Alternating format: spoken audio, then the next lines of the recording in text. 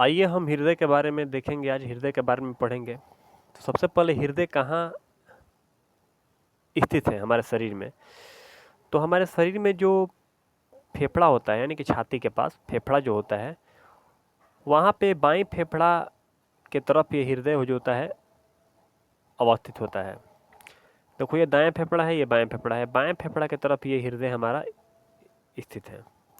इसीलिए बाएं फेफड़ा का आकार थोड़ा छोटा होता है, क्योंकि ये हृदय को एडजस्टमेंट करता है।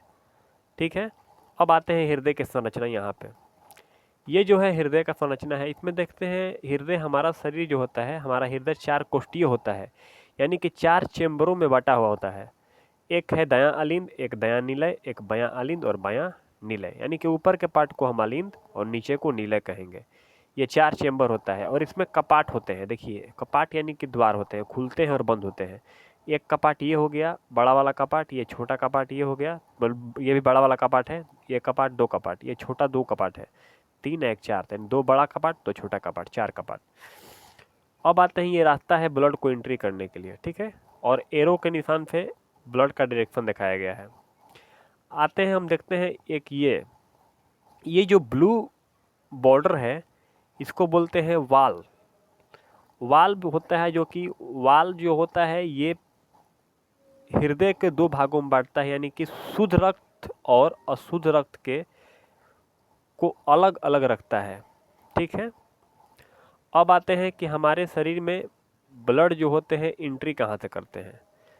हमारे शरीर में ब्लड है जो कि इधर अशुद्ध ब्लड है, अशुद्ध ब्लड होता है। और अशुद्ध ब्लड कहाँ से आता है, शरीर से आता है कि शरीर के ऊपरी पार्ट से आता है। देखिए यहाँ पर हमारा जो हृदय यहाँ पर है, और ये जो है इसके ऊपर शरीर के ऊपरी भाग है, इसके नीचे निचली भाग है, यानी कि शरीर के ऊपरी भागों से जो जितने ब्लड होते हैं वो यहाँ से प्रवेश करते हैं, और शरीर के निचले भाग से जितने ब्लड होते हैं वे यहाँ से एंट्री करते हैं महाशिरा के द्वारा। और ये दोनों आते हैं दायां अलिंद में। जब कपाट खुलता है तो ये दायां निलय में आते हैं, फिर ये कपाट खुलता है और इसी रास्ते जाते हैं यहाँ पे, और यहाँ से ये फुस्फुस धमनी इसको ले जाता है कहाँ पे, फेफड़ा तक। फुस्फुस धमनी काम है ये ब्लड को फेफड़ा तक पहुँचाना, जो इसमें ऑक्सीजन नहीं है, यानी कि जो अशुद्ध है इसको पहुँचाता है फुस्फुस धमनी फेफड़ा तक, यानी कि फेफड़ा तक पहुँचाता है। देखिए यहाँ पर एक एरो का चिन्ह इधर भी है, या एक एरो का चिन्ह इधर भी है, यानी कि दोनों तरफ ब्लड जाता है शुद्ध होने के लिए, ये दाएं फेफड़ा की तरफ और ये बाएं फेफड़ा की तरफ। देखिए ये दाएं फेफड़ा की तरफ, ये बाएं फेफड़ा की तरफ, दोनों ओर ऑक्सीजन हो गया। और फेफड़ा में क्या रहता है, O2, क्योंकि हम जो ऑक्सीजन लेते हैं ये यहाँ पर आके जमा रहता है और यहाँ से ये ब्लड में मिल जाता है। तो यानी कि ये फुस्फुस धमनी ये फेफड़ा तक ले जाती है रक्त को, और यहाँ से ये रक्त शुद्ध हो जाता है, और शुद्ध होने के बाद ये फुस्फुस शिरा के जरिए बायां अलिंद में प्रवेश करता है, और बायां अलिंद से फिर बायां निलय में। और यहाँ पर जब ब्लड पंपिंग करता है तो ये कपाट खुलते हुए ये महाधमनी इसको शरीर के विभिन्न भागों में पहुँचाती है, और सभी जगह शरीर के विभिन्न भागों में ऑक्सीजन की पूर्ति होती है। हमारे शरीर के सभी कोशिकाओं में ऑक्सीजन को परिवहन कौन करता है, तो ब्लड। और ब्लड में एक होता है हीमोग्लोबिन वर्णक, जो कि हमारे शरीर में ऑक्सीजन का वाहक होता है। अगर हीमोग्लोबिन नहीं होता तो क्या होता, तो देखिए हीमोग्लोबिन नहीं होता तो हमारा शरीर में जो ऑक्सीजन होता वो विसरण के द्वारा जाता है। जैसे कि पेड़ पौधा विसरण के द्वारा ऑक्सीजन का आदान प्रदान करते हैं, मैंने गैसों का, उसी तरह हमारे शरीर में ऑक्सीजन का जो परिवहन होता है वो विसरण के द्वारा होता है। अब विसरण के द्वारा जब ऑक्सीजन का जो हमारे शरीर में परिवहन होता, तो इसके लिए अगर ऑक्सीजन को हमारे हृदय से ट्रांसफ़र करना है उसको पैर तक, तो पैर तक पहुंचने में उसे कम से कम 3 साल लग जाएगा। लेकिन यही हमें हीमोग्लोबिन मिला हुआ है गॉड गिफ्टेड, जो कि ये तुरंत ऑक्सीजन को हमारे शरीर के सारी कोशिकाओं में पहुंचा देता है। ठीक है, तो हीमोग्लोबिन का एक बहुत ही अच्छा काम ये है।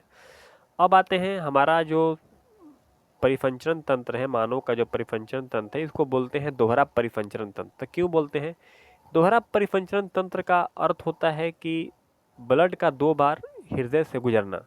अब देखिए ये हृदय हो गया, ये फेफड़ा की कोशिकाएं हो गई, ये शरीर की कोशिकाएं हो गई, तो ब्लड यहीं घूमता है। अब देखिए शरीर की कोशिकाओं में जो अशुद्ध रक्त हो गया, जिसमें ऑक्सीजन की मात्रा नहीं है, उसको अशुद्ध रक्त बोलते हैं। ये महाशिरा के द्वारा कहाँ जाता है, हृदय में। हृदय इसको पंप करके भेजती है, यहाँ से फुस्फुस धमनी अशुद्ध रक्त को ले जाती है फेफड़ा या फुफ्फुस की कोशिकाओं में, और यहाँ ये O2 ग्रहण करके फुफ्फुस शिरा के द्वारा पुनः हृदय में आती है, और ये यहाँ से पंप होते हुए महाधमनी के द्वारा फिर शरीर की सारी कोशिकाओं में ऑक्सीजन को पूर्ति करती है। और जब सभी कोशिकाओं को ऑक्सीजन दे देती है और जब इसके पास ऑक्सीजन खत्म हो जाता है तो ये फिर से अशुद्ध हो जाता है, यानी कि अशुद्ध रक्त हो जाता है, क्योंकि इसमें ऑक्सीजन की मात्रा खत्म हो गई। और फिर यहाँ से महाशिरा इसको लेके हृदय में जाती है, और फिर फेफड़ा में इसी प्रकार होता है। देखिए यहाँ से हृदय में एक बार एंट्री किया और फिर यहाँ से फिर एक बार एंट्री किया, यानी कि दोहरा परिसंचरण तंत्र हमारा रक्त मानो हृदय है। ठीक है, अब वीडियो कैसा लगा, वीडियो का कौन सा पार्ट आपको समझ में आया, कौन सा पार्ट नहीं समझ में आया, ये कमेंट करके बताइए, और वीडियो कैसा लगा समझाने का तरीका। ठीक है।